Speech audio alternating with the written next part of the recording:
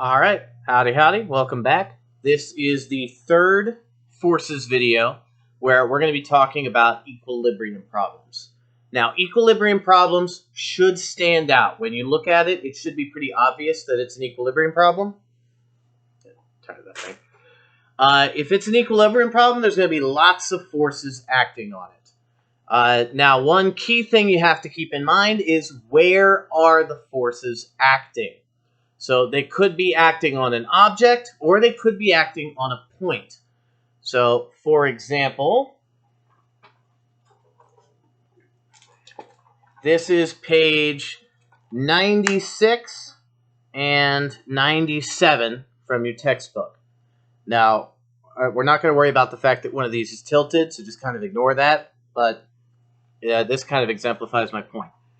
Okay, in this street light problem, which is the one we're going to do, our equilibrium point is where the cables all intersect. Okay, but in this sled problem, the sleigh is the object. It's the point where all the forces are acting. There's only two forces acting on the actual street light. It's the weight pulling down and the cable pulling it up. So the street light is not going... Talking about the street light is not really going to help us get the tension in the cables. So we have to be looking at where all of those cables meet. So we're going to be using this point in the middle for this problem. But the actual sleigh itself will be our object, will be the focal point where all the forces are acting when we do this problem later. So, if you haven't figured it out yet, we're on page 96. We're doing the streetlight problem. I'm going to walk through this up on the board. I'm just going to put some information down first before I start kind of talking through it. So I will be right back. All right, let's start talking about this problem. I'm going to start by reading it off. Again, you can look at it on page 96 under, not goal, but under that where it says problem. A traffic light weighing 1 × 10 to the second, or 100 newtons, hangs from a vertical cable tied to 2 other cables that are fastened to a support, as in figure 12a. The upper cables make angles of 37 and 53 with the horizontal. Find the tension in all 3 cables. So this is one where basically everything we needed is in the figure, except for one thing.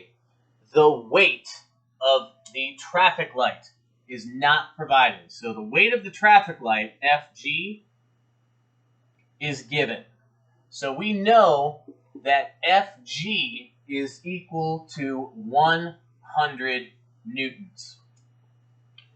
Now, are there any forces acting on this traffic light other than its own weight and the tension pulling it up? Well, no, there are not. So if we draw a free body diagram for this, here's our traffic light. We have an upward force of T3. We have a downward force of Fg. We find that T3 must be equal to Fg, because it's not going anywhere.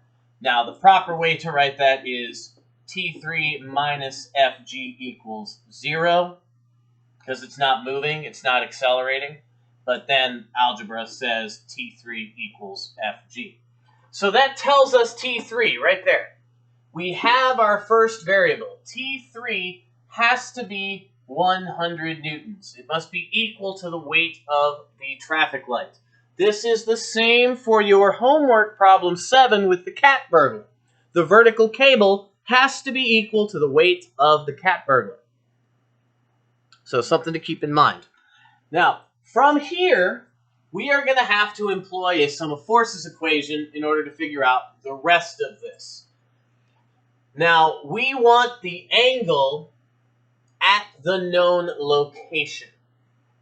Okay, this is our point where we are measuring from. So at this point, I'm going to draw our free body diagram. We have T3 down. We have T2 off in that direction, and we have T1 off in that direction. We need information before we can do anything else here. Well, if we draw a horizontal line here, because it says this is a horizontal line, if this top line is horizontal and this line is horizontal, then geometry tells us that this angle is alternate. To be honest, don't remember whether it's interior or exterior, but it's alternate something, and they have to be the same. So this has to be the same as this angle, and this has to be the same as this angle. So then we can come back over here, and I'm going to move T1 up here, T2 as well, and we can say this angle is known and this angle is known. And I'm going to call them theta 1 and theta 2. So this is theta 1 and this is theta 2. Now we have triangles. So for T1, with theta 1, right angle, T1, T1y is opposite, and T1x is adjacent. So using the same method we did in vector addition, we can say that T1y is equal to opposite, so T1 sine of theta 1, and T1x is equal to T1 cosine of theta 1. Okay, then we can also do T2, the line here, where this is our theta 2, this is our right angle, and here's T2. So T2y is opposite, and T2x is adjacent. So T2y equals T2 sine of theta 2, and T2x equals T2 cosine of theta 2.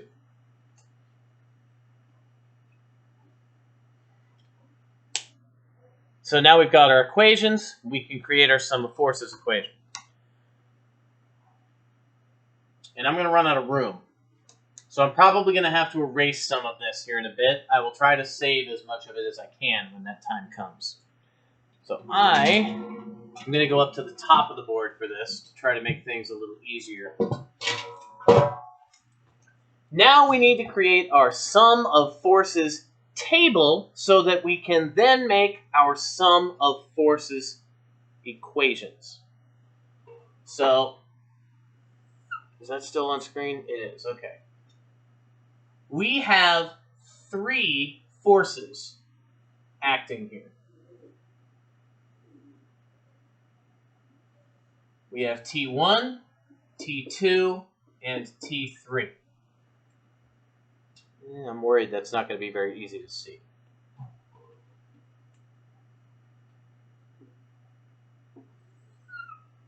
So in X for T1, the horizontal component of X for T1 is T1 cosine theta 1.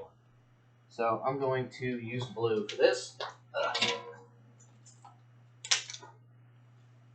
There's a green marker for now. So T1 cosine theta 1.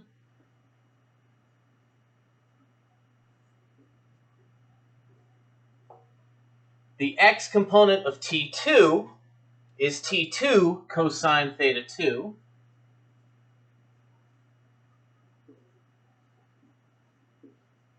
Now, what's the horizontal component of T3? Well, if we look back here, there isn't one. It's a vertical wire. Since it's a vertical wire, 100% of the force is being applied in the vertical dimension. None of it is being distributed amongst the x dimension, like in these other 2 cables, which are at an angle. Because of that, 0 fraction of t3 is in x. All of t3 is in y. So I'm going to move my stool over.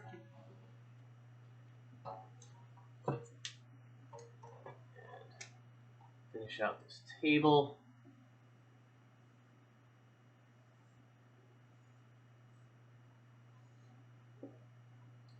So now I'm going to try and stay as out of the way as I can for this.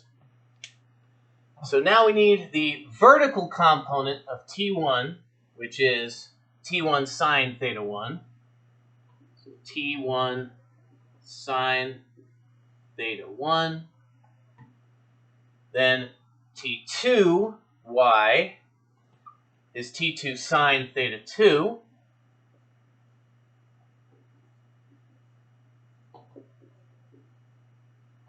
And then t3, we said all of t3 is in y, so it's just t3. Now, I forgot to do something, and this is probably the number one concern that you have to keep in mind. I forgot to go back and add pluses and minuses based on my quadrant. So t2 is in quadrant 1, so both x and y are positive, because it's positive x and positive y. T1 is also positive x and positive y. I don't know if I said that right. T1 is also in positive y, but it's in negative x. So the x component of T1 is going to be negative. Likewise, T3 is in negative y. It's down. So it also has to be negative. The other three should all be positive. So now we write our sum of forces equations by adding up the columns. And I'm going to pause that and do that real quick. I'm going to put that right over here. So I will pause this, write out those sum of forces equations, and then I will be right back. Stares awkwardly at the computer because the pause button didn't work. Let's try that again. Okay, I'm back. Let's go ahead. I want to walk through exactly what I did here. So, something that might jump out at you, I flipped T2 and T1 on the x equation because T1 is negative and T2 is positive. So I flipped them around. So instead of having negative plus positive, I just had positive minus, or positive plus negative, or positive minus. So that should make algebra a little easier for us later. This one, I just wrote it all out. I did not bother putting the 0 in this, there. Did not bother putting the 0 there. Now, these equations are not finished yet. This is not an equation. There is no equal sign in it. It is not an equation without an equal sign. It must have an equal sign. Now, sum of forces is always equal to mass times acceleration. So the mass of the object times the acceleration it is experiencing. But our street light is not going anywhere. It is stationary. Because it is stationary, A is 0. Since A is 0, A times M is 0. So instead of writing out here MA, we can just say equals 0, just like we did in our vector additions lab. Now we have two equations. So now what we want to do, we have two equations, two unknowns. From here, it's exactly like it was in vector addition. We just need to isolate one of our two unknowns. Because remember, T3 is not an unknown anymore. We know that T3 is the same as Fg. It's 100 newtons. So T1 and T2 are our only unknowns. So we just need to find one of them. Here's my recommendation. Find T2 first. Okay? Because when you solve this equation for T2, T1 is going to become positive, and that will make your lives easier. And that's what I'm going to do because of that. So solve this equation for T2, plug T2 in here, and then you'll have one equation with one unknown, and the only thing you won't know is T1. So you go ahead, take a crack at that, and then I will finish solving the problem here in the next couple minutes. So go ahead, work it out yourself. You'll be better off if you could do it by yourself. And then come back after you have an answer, and I will show you what I've got. Okay, so here is the algebra done on the x equation to solve for I am standing in the way. Okay, to solve for T2. So I moved T1 to the other side and then divided by the cosine of theta 2, which gave me T2 by itself. Now I'm going to take T2 and I'm going to plug it in to the y equation for T2. So the y equation is T1 sine of theta 1 plus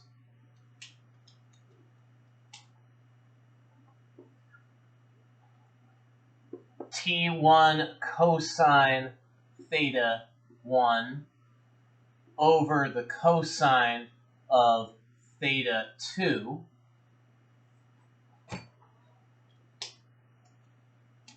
times the sine of theta 2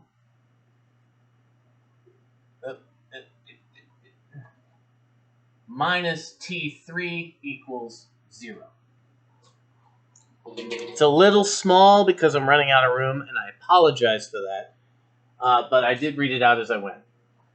So,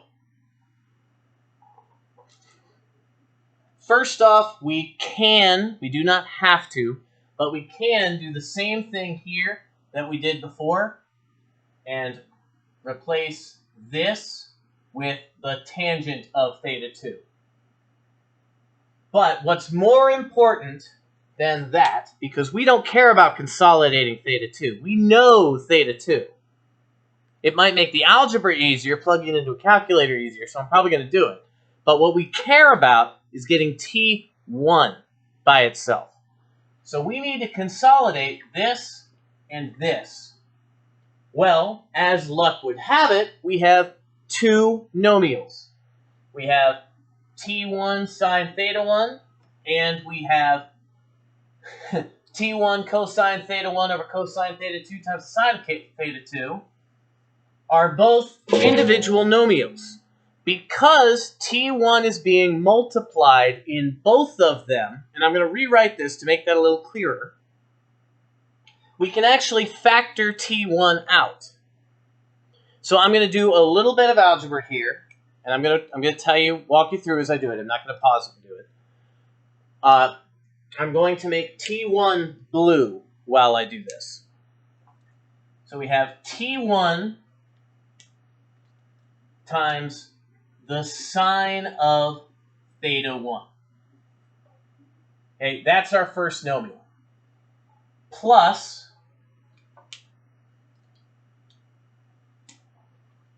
T1 times the cosine of theta 1 times the tangent of theta 2. These are being multiplied together. These are three separate things that are being multiplied together. And I realize that can be hard to pick out if you're not used to trig. Okay? But this is something that's going to happen sometimes that you have to pay attention to. Okay? And honestly, I would call this one of the more difficult problems because there's no theta that has to be determined. So, now instead of saying minus T3, I'm going to move T3 to the other side by adding it, which is going to give us equal to T3 instead.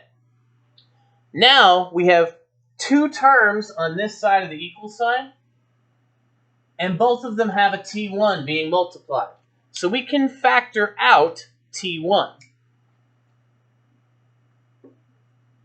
times the sine of theta 1 plus, I'm just going to stay in black here, the cosine of theta 1 times the tangent of theta 2 equals T3. And there would be a blue close here. So T1 is being multiplied times all of this. So what we can do then is divide by all of this to get T1 by itself. So T1 equals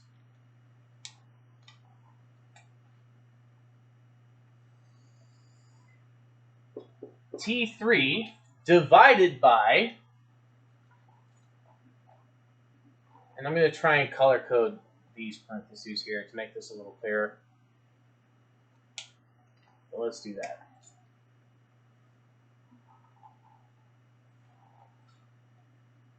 So denominator, the sine of theta 1 plus the cosine of theta 2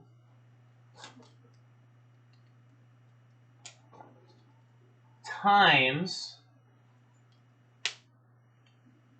and it's just this that's being multiplied, it's not both of them, the tangent of theta 2.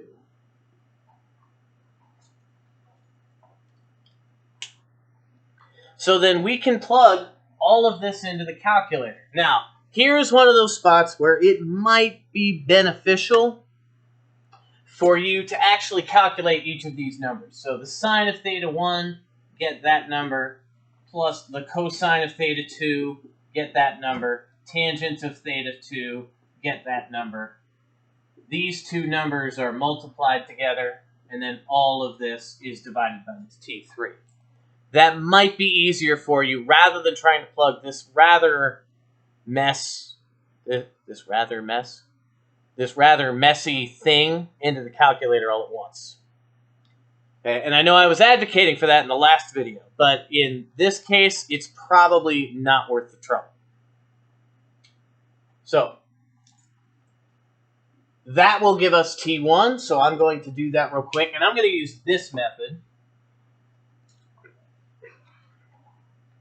And I'm going to do this on camera. So the sine of theta 1, which was 37,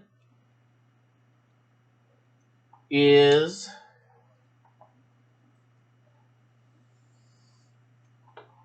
so this would become T1 equals 0.60 plus cosine of theta 2. Theta 2 is 53. So plus, open parenthesis, because these are being multiplied, 0.60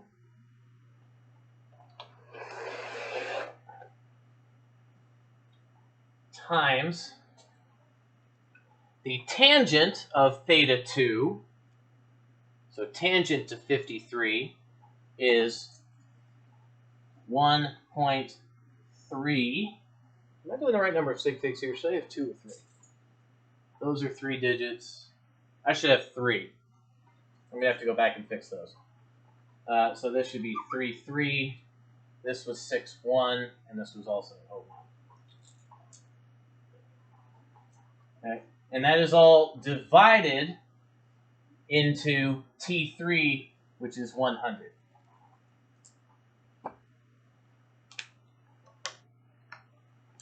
So then we can plug this into the calculator, which would be 100 divided by open 0.601 plus open 1.601 times 1.33 close equals. Am I still on screen? Yeah. T1 is equal to 71.4 newtons.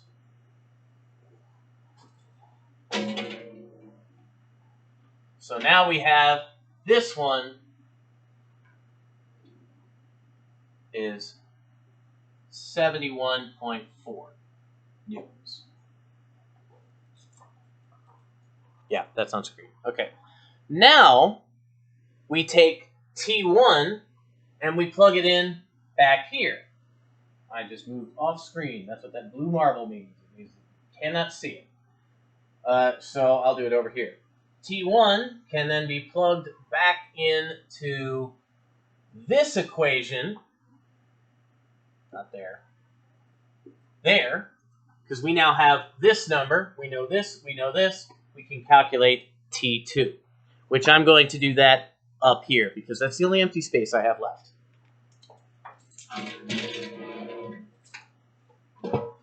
So T2 equals 71.4 times the cosine of theta 1, which is 37, divided by the cosine of theta 2, which is 53.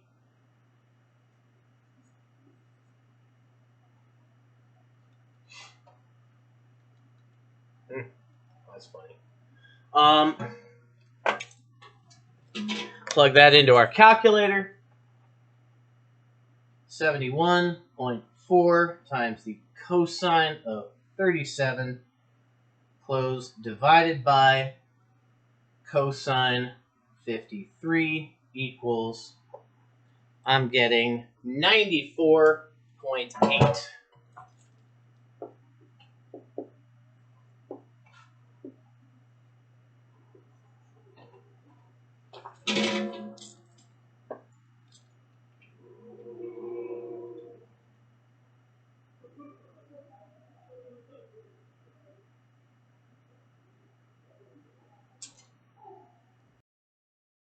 Okay, and so I'm going to put my answers right here. T1 equals, T2 equals, T3 equals. 1 came out to 71.4 newtons. 2 came out to 94.8 newtons. And 3 we got to be 100 newtons. So those would be our answers. Now, there is a problem here. And that is, if you look at the textbook, we find that these are not correct.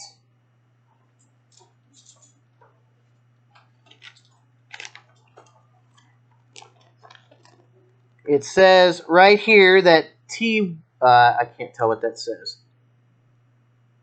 T1 is 60.1 newtons, and T2 is 79.9 newtons, which means I made a mistake somewhere.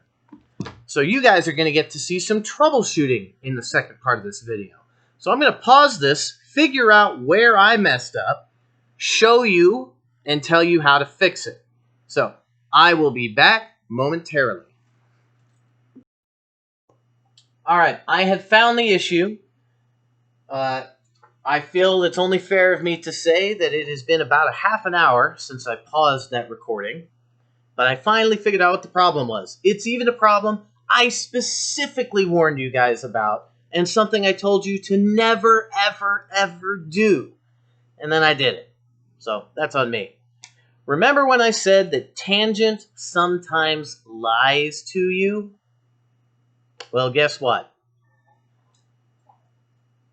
Using this shortcut here will lie to you. It will not give you the correct answer. So that is where I messed up. So I'm going to erase this stuff down here and go back to this. and show you another way to do this part to try to eliminate some of this error. So some of you are going to like this because it actually ends up having a lot more or a lot fewer variables. So I'm going to erase it and we'll go through it. It shouldn't take too long to finish it up because we already know what we should be getting. All right, so I need to erase back to here.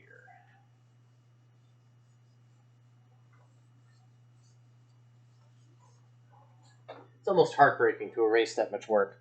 By the way, remember the rule I told you? Never erase your work. Cross it out because it might be right. Stick with that. Don't actually erase anything on your own paper. Put a big X through it. Okay? Because it's a bad habit to get into. I'm only erasing it because I've already filled my entire board, and I want to have a clear trail for you guys to track through later. So what I'm going to do is here, instead of turning this into tangent, I am going to go ahead and leave these three things together as they are. So I'm going to go ahead and do this with T1 sine of theta 1 plus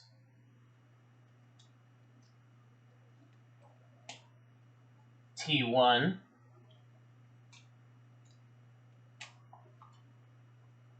times the cosine of theta 1 times the sine of theta 2 divided by the cosine of theta 2. And then I'm going to go ahead and set that equal to T3 like we had before. I'm adding T3 to the other side. So at this point, I'm going to factor out T1, and then I'm going to plug in numbers for everything. Okay, so I'm going to go ahead and factor out T1. So T1 times,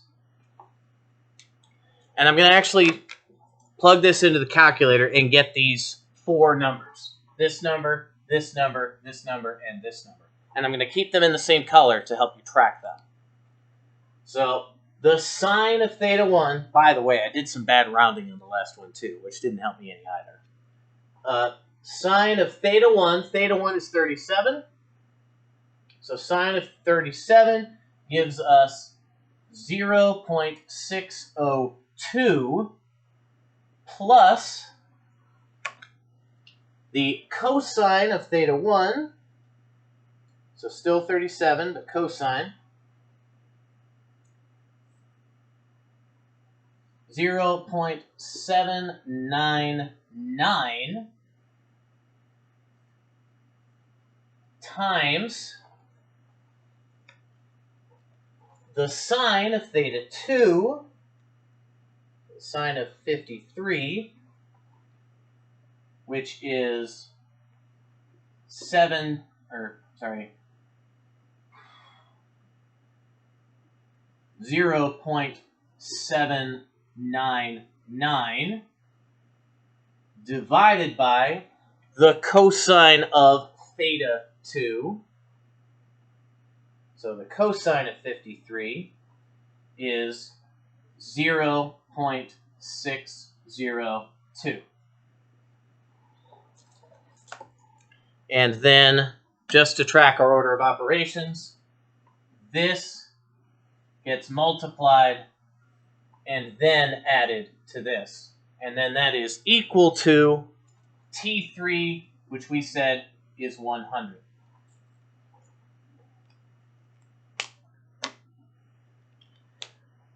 Now, I'm going to shift just to black to finish this up.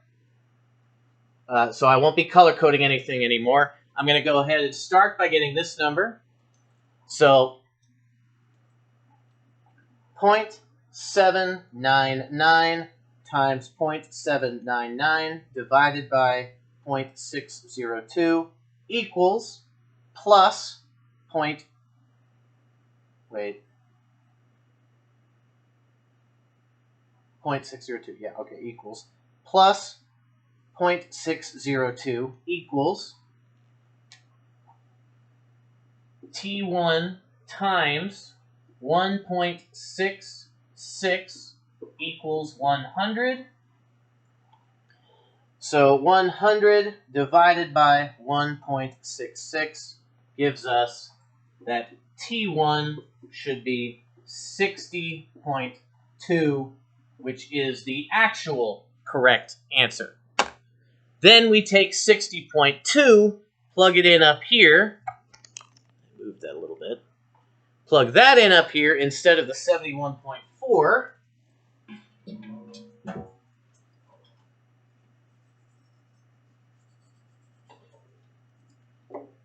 And I'm going to use a different color here. I'm going to use the green marker that I've been using for my sake. So 60.2 times the cosine of 37 divided by the cosine of 53. 60.2 times cosine of 37 divided by the cosine of 53. And that comes out to 79.9, which is what it's supposed to be. 9.9. And so then our final answers, now correct, are 60.2 newtons and 79.9 newtons. So, you didn't get to see all the troubleshooting like I would have liked you to, but like I said, it was a half an hour of me staring at the board and going, that works. That's right. And I don't think that would have been terribly useful to watch. So, I make mistakes. You guys all know that. You've seen me make mistakes before. So I apologize for a little bit of confusion at the end of that video. But yeah, never use tangent. It's not worth it. It makes your life harder. Just don't use it. Unless you absolutely have to. It's really not worth it. So, that is it for this video. That's an equilibrium problem.